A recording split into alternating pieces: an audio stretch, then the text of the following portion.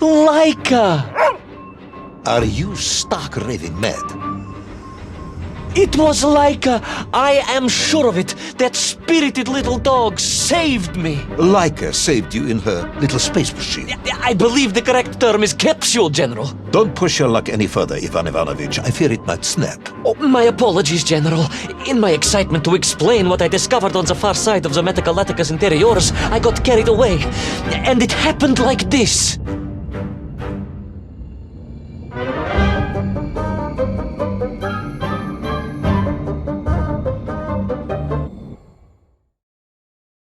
A rocky moon. It's the center of the Earth. The source of all creation, General. A place where time flowed like rivers, and boulders of raw matter rained like comets upon the cratered rock. Another miraculous escape from death. Another happy accident. It was no accident, General. Laika took me there entirely deliberately. I'm sure of that. She continues to be a heroine and a savior and protector of our great nation.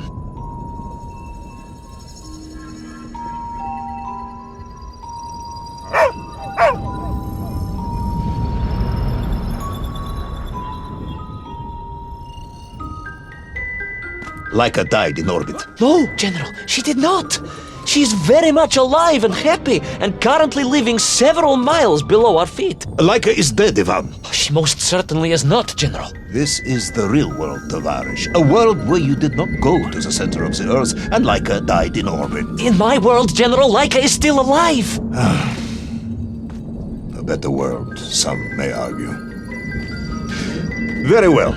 I will live in your world for a while longer, but time is running out. Ah, yes, time, General. I was just coming to that. Laika died in orbit. No, General, she did not. She's very much alive and happy, and currently living several miles below our feet. Laika is dead, Ivan. She most certainly is not, General. This is the real world, Tovarish. A world where you did not go to the center of the Earth, and Laika died in orbit. In my world, General, Laika is still alive. A better world, some may argue. Very well. I will live in your world for a while longer, but time is running out. Ah, yes, time, General. I was just coming to that. There in the distance it stood, enveloped in a mighty time storm. The world clock, General. The beating heart of all history. The axis mundi, the pillar of the world. Not enough to conquer Russia by drilling back to the surface with his magical mind-controlling atomic radio set then. No, General. You see, what if he could fuse little Orpheus directly with the world clock? Then his message would radiate with every tick and every tock. He would not simply be the Tsar. He would be the Tsar of all time, the eternal tyrant, the literal incarnation of everything our glorious revolution stood to overthrow.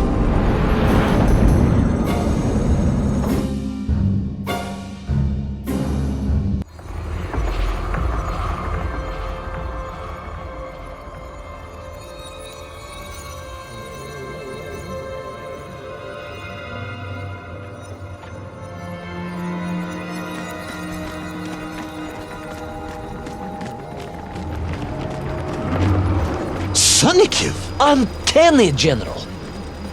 But it was somehow different. I felt no cold. The waves were motionless. Indeed, it was as if I had stepped free of those rivers of time and stood on entirely motionless ground. And there in the distance, What? debris from Tsarya and tall slave mines had washed up here, almost as if I were meant to find it. And there, amongst it, the winking of steel led me to a blasting cap, and a plan began to form.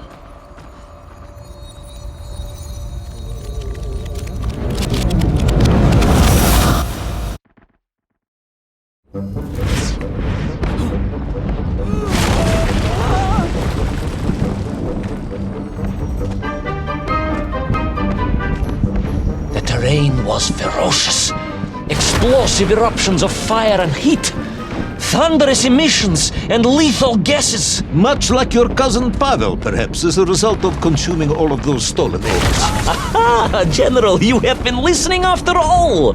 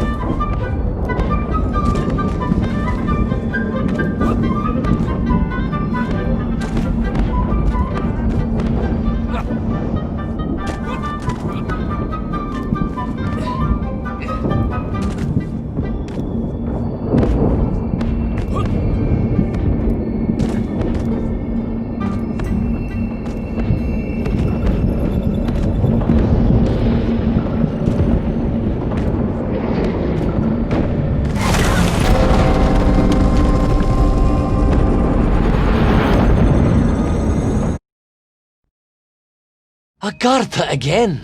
But why? You are stalling, comrade. The clock is ticking. Tick-tock, tick-tock! Of course! In a flash of inspiration, I understood. It was all wrong, you see, General. That we can agree on. We should never have gone to the center, because without little Orpheus, Toll could not have become the tyrant he had. The rocket drill was his means to reach the world clock, but it was little Orpheus that enabled him. And the time itself, the world clock itself, was determined to make matters right. With a little help from you, of course. Merely a simple pawn in a game played upon a cosmic scale, General. But a pawn who understood that he was being given a second chance to grab a chunk of the explosive resin that wondrous city was built upon.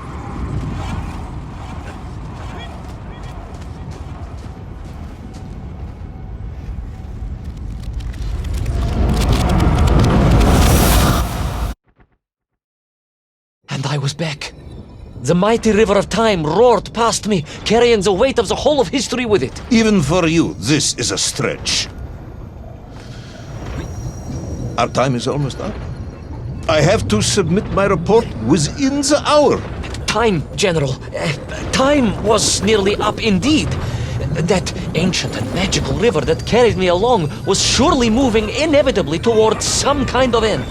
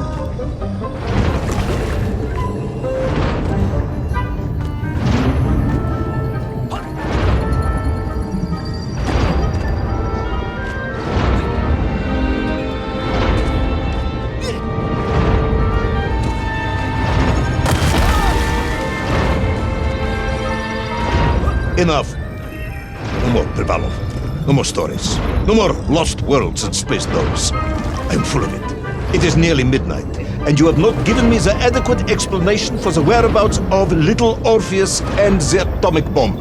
But, General, I am about to tell you what happened when I finally caught up with the villain Toll. I do not care, Tavarish. I simply do not care. You have worn me down, and it is time to call a halt to this. I bear you no malice, comrade. In many ways, I admire you, but time is running out. Yes, General, yes. Time. Because it was time itself that suddenly appeared to be on my side.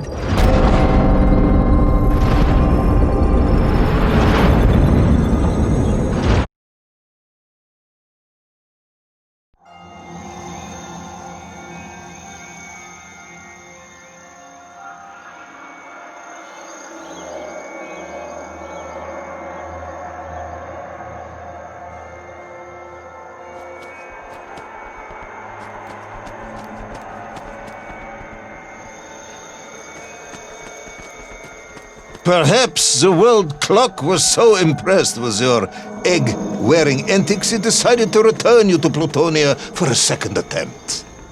I would strongly suggest you cut to the chase. The chase, yes. The pursuit of Toll and little Orpheus. I stood there with the resin fragment and...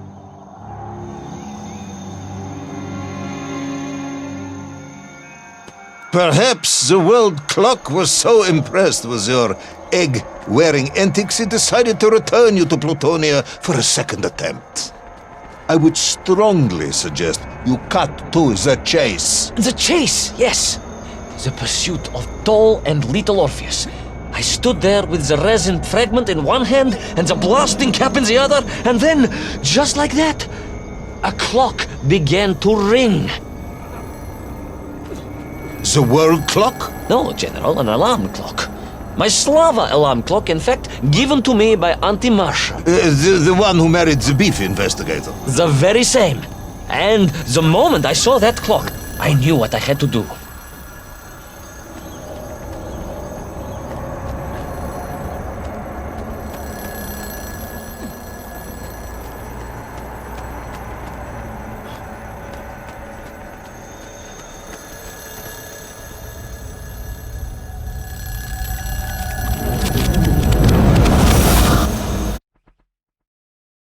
Yes, I'm waiting. A bomb, General. A bomb to destroy a bomb. So, you decided to build a bomb, eh?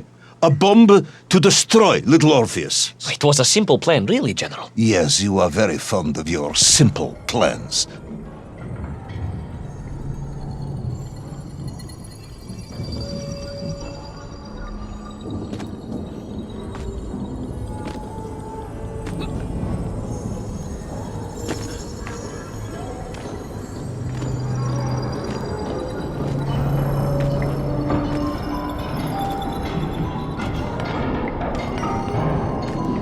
It was the last time I was to see those poor enslaved men on my journey. As they scurried in agitation around the base of the rocket drill, now a dreadful weapon of war in the hands of a madman, I was reminded of my mother. Your mother looked like a nymph? That is extremely disrespectful, comrade. No, I meant I was raised by my mother from an early age, of course. My childhood memories of my father were all too brief. You are rambling, Comrade Privalov. Time is running out. Dieni Rezinovi. Time will run out for us all, General, will it not? And it ran out for my father on the shores of Volga. Your father fought at Stalingrad? He did, General. So did I. Well, so you see, General. Perhaps we are just the same, you and I. Perhaps we are all just Menkf in the end.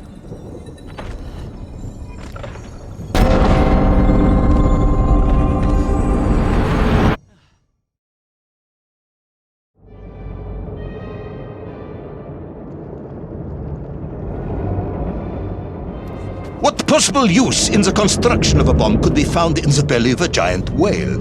Were you perhaps planning on using a worm as a fuse? That would be ridiculous, General. I would hate to undermine your otherwise entirely plausible account. You forget, General. The belly of the beast was full of shipwrecks. And on one of them, I was bound to find what I was looking for. Fuse wire. Comrade.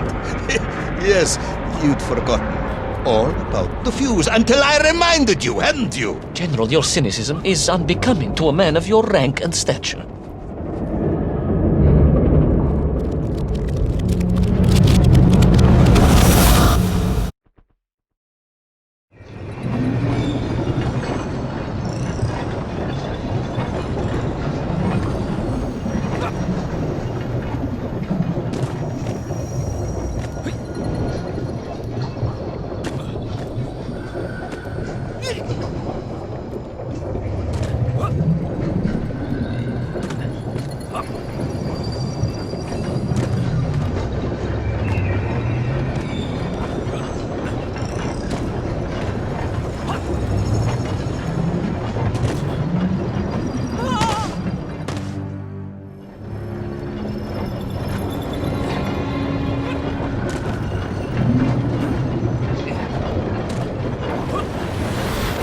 The clock was now ticking, General. Literally. I was surrounded by time, immersed in it, floating along a river of it on a raft made of history, seeking the next moment of opportunity to hurtle backwards amongst those lost.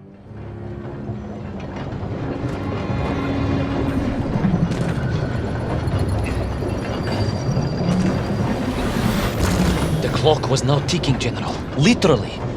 I was surrounded by time, immersed in it, floating along a river of it on a raft made of history, seeking the next moment of opportunity to hurtle backwards amongst those lost worlds. I am a patient man, Tavarish. I lost 3 toes in the winter outside Sharkovskaya in 42. A drunken dentist removed 2 frostbitten toes and 1 perfectly healthy one. You may therefore consider me a man blessed with an uncommon level of endurance for discomfort. I hate visiting the dentist. My uncle Vanya was a dentist, and he was a deeply strange man, notwithstanding the love he felt for his pigs. Is what? He was a pig dentist, General.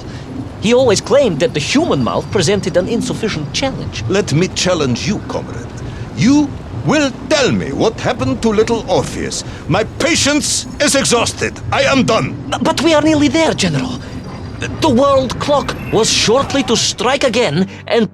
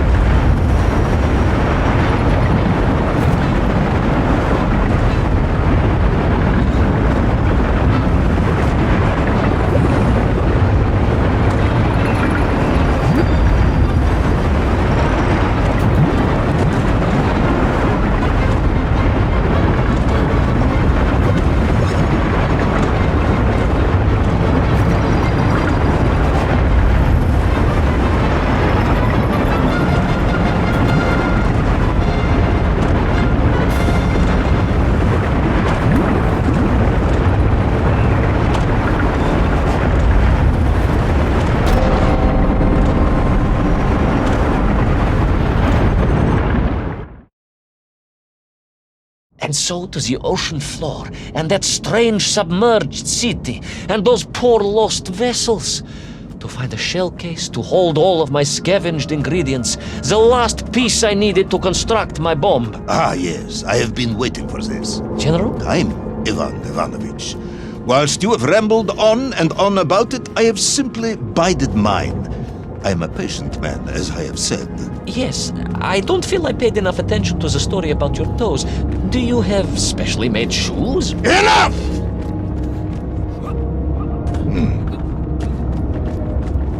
Now I have your full attention. Indulge me, Tavares. Explain to me how you made this bomb. General? Your bomb, comrade, that you so brilliantly constructed to destroy little Orpheus. Tell me how you made it.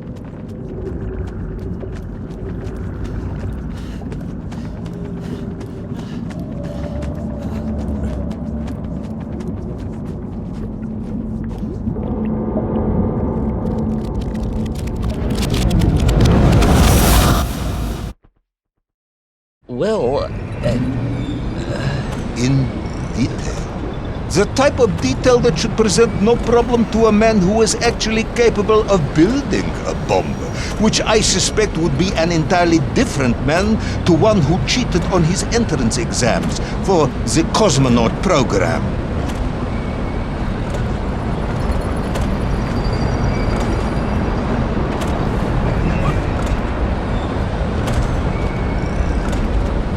You are uncharacteristically silent, comrade. Cat, got your tongue? if I may, General, perhaps just a minute or two to gather my thoughts? There are precious few minutes left. We have reached our conclusion, I think.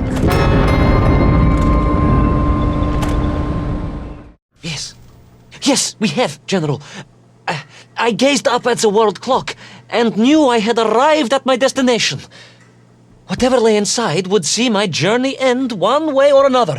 But I had no idea of the marvels that awaited me. And it The happened... bomb, Ivan Ivanovich!